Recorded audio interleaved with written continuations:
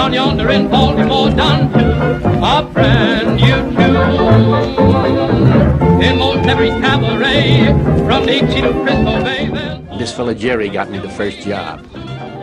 And he said, come on down to Wall Street. The streets are paved with gold. Has got a rhythm that's hard. When they start playing and they start swaying like an old sweet song. When you start stepping about, get up and show. Hey, now first. The Noble Experiment, also known as Prohibition, was authorized as the 18th Amendment in 1919. However, it was not as great as it sounded during the 1920s. Even though the manufacturing and sale of liquor was made illegal, it didn't cease the amount of crimes that were produced. Thousands of speakeasies, which were secret saloons, emerged overnight, catering to many people across the country. A new breed of gangsters also sprung up during this time period. A gangster is a person who is involved in organized crime.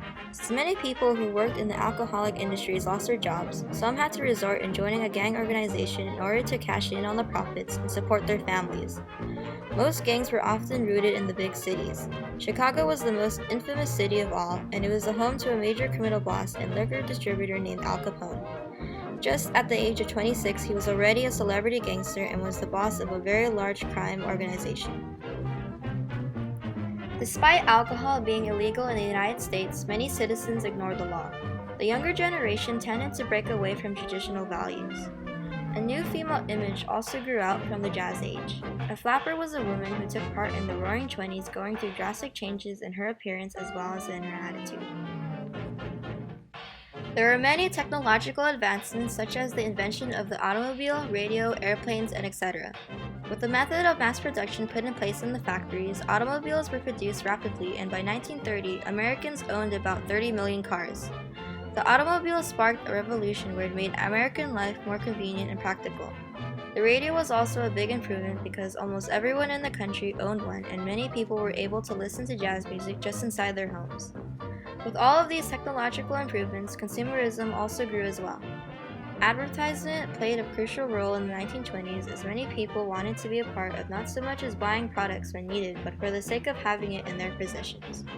Fitzgerald popularized the term the Jazz Age. The 20s is recognized for the upsurge in music.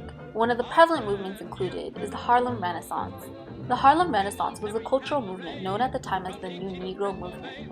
It was an explosion of culture. It allowed African Americans to add their work to the public's eye, whether it be the best jazz players at the Cotton Club or Langston Hughes and his writing. In the end, the purpose was to challenge the pervading racism and stereotypes while taking pride in their cultural identity. Although the Harlem Renaissance and the modern literature movement held vastly different tones, the two movements acknowledged the splendor of the era. But that's where it ends. The modernists were characterized by the lost generation, the generation disillusioned by World War I. These were the people who participated in the craze of the 20s to get away. It was like hedonism. These people needed to escape and drown their sorrows in jazz and illegal booze. You had authors like the Fitzgerald, who were practically the face of the depressing modern movement. The Fitzgeralds, with a crazy deteriorating relationship, what with Zelda slowly losing her mind. Practically everything they wrote in this time are excellent case studies of Freudian psychology. You had Hemingway coming out with his war novels like A Farewell to Arms. There was Bruce Barton, who wrote The Man Nobody Knows, comparing Jesus to the best businessman ever. The modernists made a conscious break from the traditional style that existed before World War I.